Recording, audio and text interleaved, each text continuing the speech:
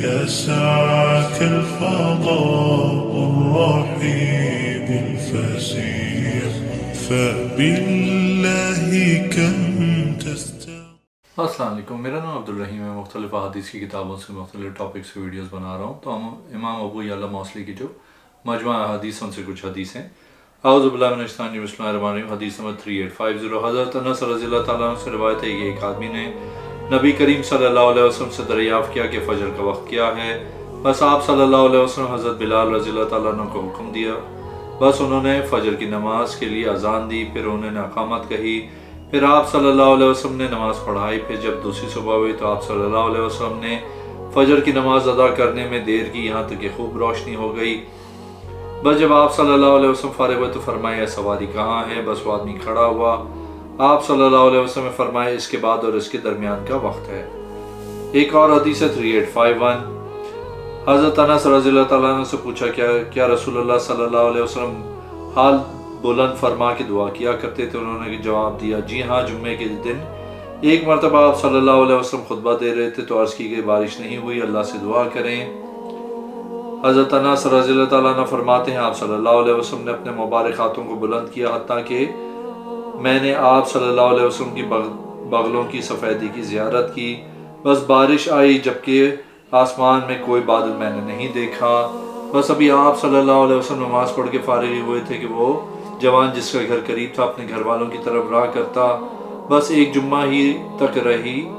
بس جب دوسرا جمعہ آیا تو صحابہ نے عرض کی اللہ کے رسول صلی اللہ علیہ وسلم گھر گر گئے، قافلے رک گئے اور مال ہلاک ہوئے۔ راوی کا بیان ہے بس رسول کریم صلی اللہ علیہ وسلم مسکرائے، پھر فرمایا اپنے ہاتھ کے ساتھ پھر دونوں کو کشادہ کیا، پھر کہا اے اللہ ہمارے ارد گرد نہ کہ ہمارے اوپر، اور دونوں ہاتھ ایک دوسرے سے جدا کر لیے۔ راوی کا بیان ہے مدینہ کی فضا صاف ہو گئی۔ ایک اور حدیث ہے 3853، حضرت انس رضی اللہ تعالیٰ عنہ فرماتے ہیں جب یہ آیت تم ہرگز نیکی نہیں پا سکتے یہاں تک کہ تم محبوب ترین شے خرچ نہ کرو، یا یہ کہ کون ہے جو اللہ عز و جل کو قرضہ حسنہ دے۔ حضرت ابو طلحہ رضی اللہ تعالیٰ نے عرض کی یا رسول اللہ صلی اللہ علیہ وسلم یہ باغ میں اللہ کی راہ میں دیتا ہوں، میں طاقت رکھتا ہوں کہ اس کو چھپا کر دوں، اس کا اعلان نہ کروں۔ حضور صلی اللہ علیہ وسلم نے فرمایا اپنے قریبی رشتہ داروں کو دو، یا فرمایا اپنے قریبی رشتہ داروں میں رکھو۔ ایک اور حدیث ہے 3854، حضرت انس بن مالک رضی اللہ تعالیٰ عنہ سے روایت ہے فرمایا میں نے کبھی کوئی خوشبو نہیں دیکھی، خواہ وہ کستوری یا بیر ہی کیوں نہ ہو، جو زیادہ پاکیزہ حضور صلی اللہ علیہ وسلم کے جسم سے آنے والی خوشبو سے، اور نہ ہی رسول کریم صلی اللہ علیہ وسلم کی ہتھیلی سے زیادہ نرم کوئی شے کو چھوا، خواہ وہ ریشمی کیوں نہ ہو۔ ایک اور حدیث ہے 3856، حضرت انس رضی اللہ تعالیٰ عنہ سے روایت ہے آپ فرماتے میں نے رسول کریم صلی اللہ علیہ وسلم کو اس پیالے میں پانی، دودھ، جوس اور شہد پلایا۔ ایک اور حدیث ہے 3857، حضرت انس بن مالک رضی اللہ تعالیٰ عنہ سے روایت ہے کہ رسول کریم صلی اللہ علیہ وسلم ایک آدمی کے پاس سے گزرے جو قربانی کا بڑا جانور ہانک کر لے جا رہا تھا۔ آپ صلی اللہ علیہ وسلم نے فرمایا اس پہ سوار ہو جا۔ اس نے عرض کی یہ قربانی کا ہے۔ آپ صلی اللہ علیہ وسلم نے پھر فرمایا اس پہ سوار ہو جا۔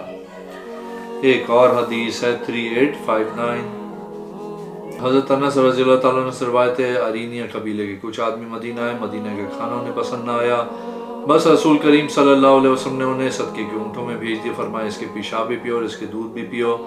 بس انہوں نے رسول کریم صلی اللہ علیہ وسلم کی چرواہے کو قتل کر دیا، اونٹوں کو ہانک کر لے گیا اور اسلام سے پھر گئے۔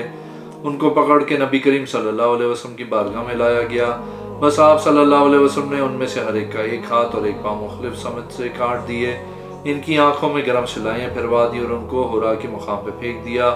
حضرت انس رضی اللہ تعالیٰ عنہ فرماتے ہیں میں نے ان میں سے ایک کو دیکھا، وہ اپنے منہ کے ساتھ زمین کو کاٹتا تھا یہاں تک کہ سارے مر گئے۔ کسی وقت حضرت حماد نے کہا وہ اپنے منہ سے زمین کو کاٹتے تھے یہاں تک کہ مر گئے۔ ایک اور حدیث ہے 3861، حضرت انس بن مالک رضی اللہ تعالیٰ عنہ فرماتے حضور صلی اللہ علیہ وسلم جب مریض کے پاس آتے تو یہ دعا کرتے اذہب باس الی آخر۔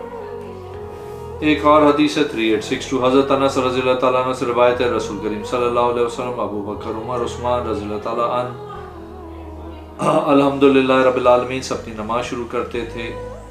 ایک اور حدیث ہے 3863، حضرت انس بن مالک رضی اللہ تعالیٰ عنہ فرماتے ہیں حضور صلی اللہ علیہ وسلم نے فرمایا مشرکین سے جہاد کرو اپنی زبان و اپنے ہاتھوں کے ساتھ، ایک اور حدیث ہے 3864، حضرت انس رضی اللہ تعالیٰ عنہ فرماتے ہیں کہ حضور صلی اللہ علیہ وسلم نماز کے لیے کھڑے ہوئے، حضور صلی اللہ علیہ وسلم کی نماز میں کھڑے ہونے کے بعد ایک آدمی آیا، وہ تیز چل کے قوم کے پاس آیا، اس کی سانس پھولی ہوئی تھی، جس وقت صف میں آیا تو اس نے پڑھا الحمدللہ حمدن کثیرا طیبا مبارکن فی۔ جب نبی کریم صلی اللہ علیہ وسلم نماز سے فارغ ہوئے تو آپ نے فرمایا کلام کرنے والا کون ہے، یا فرمایا اس کلمات کو کہنے والا کون ہے؟ صحابہ کرام خاموش رہے۔ آپ نے فرمایا یہ کون ہے کلمات کہنے والا، کیونکہ ان کے کلمات کو کہنے میں کوئی حرج نہیں، یا فرمایا بہتر ہے۔ ایک آدمی عرض کی یا رسول اللہ صلی اللہ علیہ وسلم میں آیا تھا تو میں تیز چلا یہاں تک کہ صف کے قریب پہنچا، میری سانس پھولی ہوئی تھی، میں نے کلمات پڑھے ہیں۔ آپ نے فرمایا میں نے 12 فرشتے دیکھے کہ وہ جلدی کر رہے تھے کہ کون ان کلمات کو لے کے اللہ کی بارگاہ میں آئے۔ پھر فرمایا جب تم میں سے کوئی نماز کے لیے آئے تو آرام سے چل کے آئے، جو نماز باجماعت پا لے وہ پڑھ لے، جو رہ جائے وہ بعد میں پڑھ لے۔ ایک اور حدیث ہے 3865، حضرت انس بن مالک رضی اللہ تعالیٰ عنہ فرماتے ہیں کہ حضور صلی اللہ علیہ وسلم نے فرمایا جو اللہ سے ملاقات کو پسند کرتا ہے اللہ سے ملاقات کو پسند کرتا ہے، جو اللہ تعالیٰ سے ملاقات کو ناپسند کرتا ہے اللہ سے ملاقات کو ناپسند کرتا ہے۔ صحابہ کرام نے عرض کی یا رسول اللہ صلی اللہ علیہ وسلم ہم میں سے سب موت کو ناپسند کرتے ہیں۔ آپ صلی اللہ علیہ وسلم نے فرمایا موت کو ناپسند نہ کرو، لیکن مومن کے پاس جب اللہ کی طرف سے ملاقات کی خوشخبری دینے والا آتا ہے تو اللہ سے ملاقات کو پسند کرتا ہے، اور اللہ اس سے ملاقات کو پسند کرتا ہے۔ بے شک کافر یا فاجر جب اس کی موت کا وقت ہوتا ہے تو وہ ان کے پاس آتا ہے جس سے وہ ملنے والا ہے، وہ اللہ سے ملاقات ناپسند کرتا ہے، اللہ سے اس سے ملاقات ناپسند کرتا ہے۔ ایک اور حدیث ہے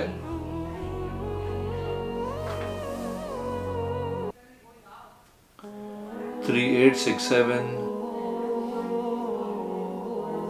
حضرت انس رضی اللہ تعالیٰ عنہ سے روایت ہے کہ نبی کریم صلی اللہ علیہ وسلم نے بنی نجار کے ایک آدمی کو فرمایا اسلام لے آ، اس نے جواب دیا میرا دل نہیں مانتا۔ آپ صلی اللہ علیہ وسلم نے فرمایا اسلام لے آؤ اگرچہ دل نہیں مانتا۔ ایک اور حدیث ہے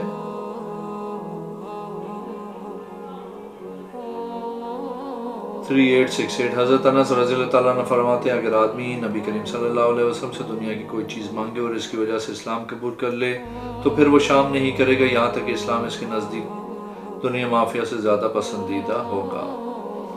ایک اور حدیث ہے 3869، حضرت انس رضی اللہ تعالیٰ عنہ نبی کریم صلی اللہ علیہ وسلم سے روایت فرماتے ہیں کہ آپ صلی اللہ علیہ وسلم نے ایک بوڑھے آدمی کو دیکھا، وہ اپنے دونوں بیٹوں کے درمیان سہارا لے کے چل رہے تھے۔ لوگوں نے عرض کیا اللہ کے رسول اس نے پیدل چلنے کی نظر مانی ہے بیت اللہ تک۔ آپ صلی اللہ علیہ وسلم نے فرمایا ارشاد فرمائے بے شک اللہ بے پرواہ ہے اس سے کہ کوئی اپنے آپ کو یوں عذاب دے، پھر اسے حکم دیا تو وہ سوار ہوا۔ ایک اور حدیث ہے 3870، حضرت انس رضی اللہ تعالیٰ عنہ فرماتے ہیں حضرت ابو طلحہ کے ایک بیٹے کو بیماری کی شکایت ہوئی، بس وہ مسجد کی طرف گئے اور بچہ فوت ہو گیا۔ بس جب حضرت ام سلیم نے اپنے گھر کا کام کاج کیا، رات کا کھانا تیار کر کے اپنے گھر والوں سے کہا تم میں سے کوئی ایک حضرت ابو طلحہ کو ان کے بیٹے کی وفات کا ذکر نہ کرے۔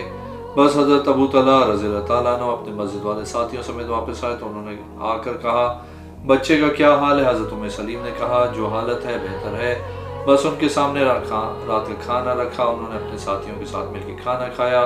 بس جب ان کے دوست تشریف لے گئے تو ام سلیم اس کام میں مصروف ہو گئی جو ایک بیوی میاں کے درمیان ہوتا ہے۔ بس جب رات کا آخری حصہ آیا تو عرض کیا ابو طلحہ تیرا کیا خیال ہے اگر کسی قبیلے والے کوئی چیز ادھار لیں، کچھ عرصے سے فائدہ اٹھائیں، پھر ان سے وہ چیز واپس مانگی تو کیا وہ چیز کرنا مشکل ہوگی؟ ابو طلحہ نے کہا اگر وہ مشکل سمجھے تو انہوں نے انصاف نہیں کیا۔ اس وقت اس خوش بخت عورت نے کہا ہمارا فلاں بیٹا جو اللہ تعالیٰ نے امانت کے طور پہ ہمیں دیا تھا وہ لے لیا ہے۔ تو یہ سن کے انہوں نے پڑھا انا للہ و انا الیہ راجعون۔ پھر حضرت ابو طلحہ رضی اللہ تعالیٰ عنہ صبح رسول کریم صلی اللہ علیہ وسلم کی بارگاہ میں آئے تو رسول کریم صلی اللہ علیہ وسلم نے فرمایا تم دونوں کی رات میں اللہ تعالیٰ تم دونوں کو برکت فرمائے۔ بس ان کو حمل ہوا عبداللہ سے۔ بس جب ایک رات وہ بچہ پیدا ہوا تو انہوں نے خود گھٹی دینا پسند نہ کیا، یہاں تک کہ رسول کریم صلی اللہ علیہ وسلم نے اس بچے کو گھٹی لگائی۔ وہ فرماتے بس میں بچے کو لے کے اور کچھ اجوا کھجوریں بھی لے کے نبی کریم صلی اللہ علیہ وسلم کی بارگاہ میں صبح حاضر ہوا، اس حال میں کہ آپ جہاد کے اونٹوں پہ تارکول مل کے انہیں نشان لگا رہے تھے۔ میں نے بڑے ادب سے عرض کی اللہ کے رسول صلی اللہ علیہ وسلم ام سلیم رات کو بیٹا جنا ہے، بس اس نے خود گھٹی نہیں دی تاکہ آپ اس بچے کو گھٹی دیں۔ آپ صلی اللہ علیہ وسلم نے فرمایا تمہارے پاس کوئی چیز ہے؟ میں نے عرض کیا جو کھجوریں ہیں، بس آپ صلی اللہ علیہ وسلم نے کھجور لے کے خوب چبائی، اس کو جمع کر کے بچے کے منہ میں ڈالا، بس بچے نے اس کا ذائقہ لیا، بس آپ صلی اللہ علیہ وسلم نے فرمایا انصار کے پسند کھجور ہے۔ میں نے عرض کی حضور نام فرمایا عبداللہ۔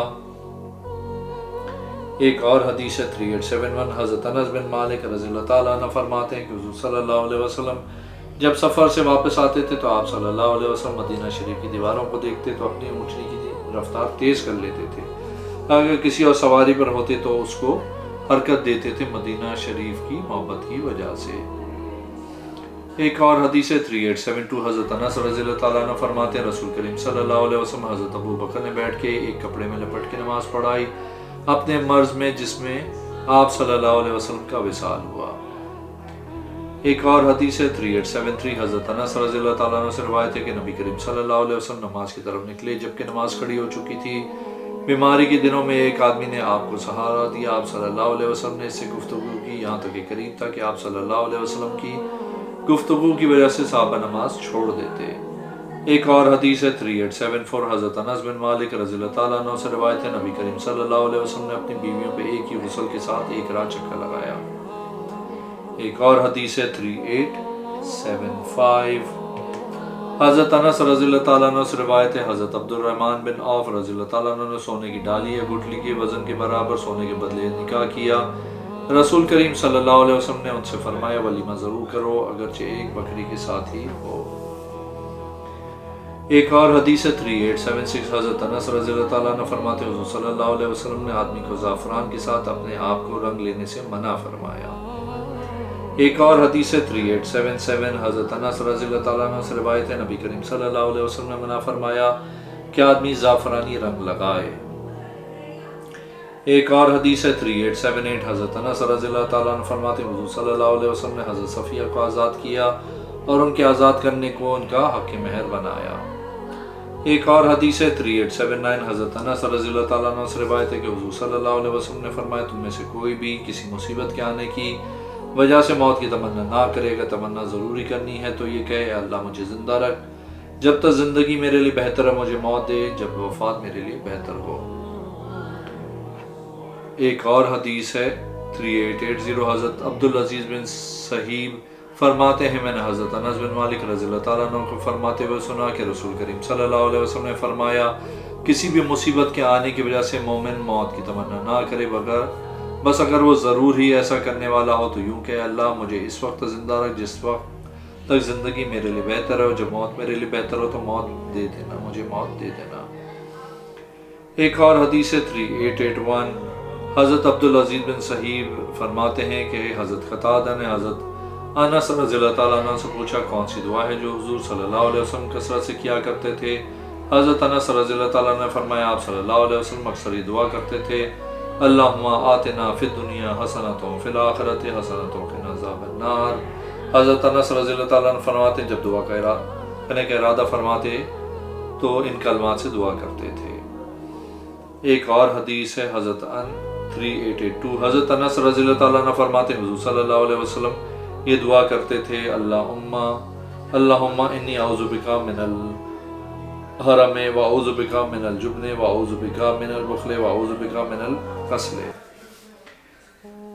ایک اور حدیث ہے 3883، حضرت انس رضی اللہ تعالیٰ عنہ سے روایت ہے کہ حضور صلی اللہ علیہ وسلم نے فرمایا کوئی بندہ اس وقت ایمان والا نہیں ہو سکتا یہاں تک کہ وہ مجھ سے اپنے اہل خانہ اور مال اور تمام لوگوں سے زیادہ محبت کرے۔ ایک اور حدیث ہے 3884، حضرت انس بن مالک رضی اللہ تعالیٰ عنہ فرماتے ہیں کہ حضور صلی اللہ علیہ وسلم کی ایک سونے کی انگوٹھی تھی، اس پہ نقش یہ تھا محمد رسول اللہ۔ آپ نے کسی اور انگوٹھی پہ اس طرح کا نقش بنانے سے منع کیا۔ ایک اور حدیث ہے 3885، حضرت انس بن مالک رضی اللہ تعالیٰ عنہ فرماتے ہیں حضور صلی اللہ علیہ وسلم مختصر اور مکمل نماز پڑھتے تھے۔ ایک اور حدیث ہے 3886، حضرت انس رضی اللہ تعالیٰ عنہ سے روایت ہے کہ نبی کریم صلی اللہ علیہ وسلم مختصر اور مکمل نماز پڑھا کرتے تھے۔ ایک اور حدیث ہے 3887، حضرت انس رضی اللہ تعالیٰ عنہ فرماتے ہیں حضور صلی اللہ علیہ وسلم نے فرمایا اے معاذ، حضرت معاذ رضی اللہ تعالیٰ عنہ نے فرمایا یا رسول اللہ صلی اللہ علیہ وسلم میں حاضر ہوں۔ آپ صلی اللہ علیہ وسلم نے فرمایا لوگوں کو جنت کی خوشخبری دے دو جو لا الہ الا اللہ محمد رسول اللہ پڑھتا ہو۔ ایک اور حدیث ہے 3888 حضرت انس بن مالک رضی اللہ تعالیٰ عنہ فرماتے ہیں حضور صلی اللہ علیہ وسلم نے فرمایا سحری کیا کرو بے شک سحری میں برکت ہے۔ ایک اور حدیث ہے 3889 حضرت انس بن مالک رضی اللہ تعالیٰ عنہ فرماتے ہیں حضور صلی اللہ علیہ وسلم نے فرمایا سحری کیا کرو بے شک سحری میں برکت ہے۔ ایک اور حدیث ہے 3890 حضرت انس بن مالک رضی اللہ تعالیٰ عنہ فرماتے ہیں حضور صلی اللہ علیہ وسلم جب بیت الخلاء میں داخل ہوتے تو یہ دعا پڑھتے اللہم انی اعوذ بک من الخبث والخبائث۔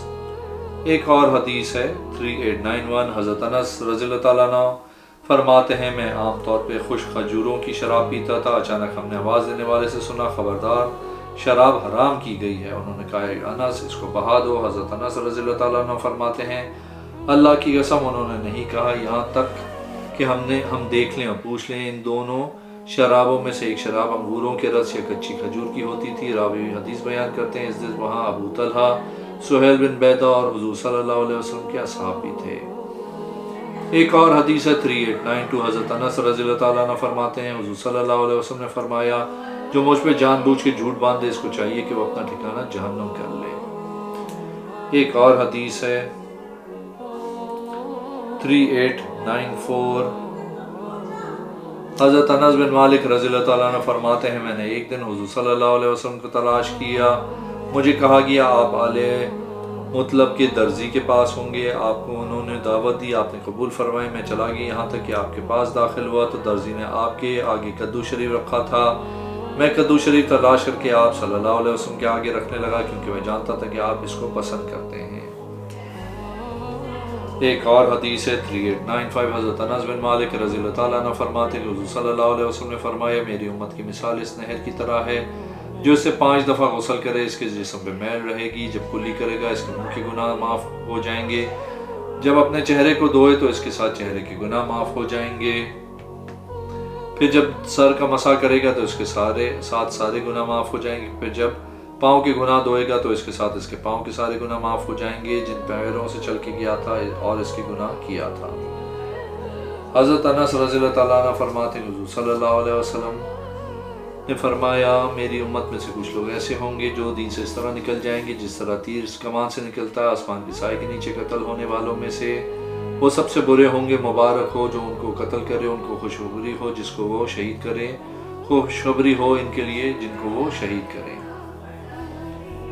ایک اور حدیث ہے 3897 حضرت انس بن مالک رضی اللہ تعالیٰ عنہ فرماتے ہیں کہ حضور صلی اللہ علیہ وسلم سے مومن کے متعلق پوچھا گیا، آپ صلی اللہ علیہ وسلم نے فرمایا اس کا پڑوسی اس کی شرارت سے محفوظ رہے، مسلمان وہ ہوگا جس کے ہاتھ و زبان سے دوسرا مسلمان محفوظ رہے۔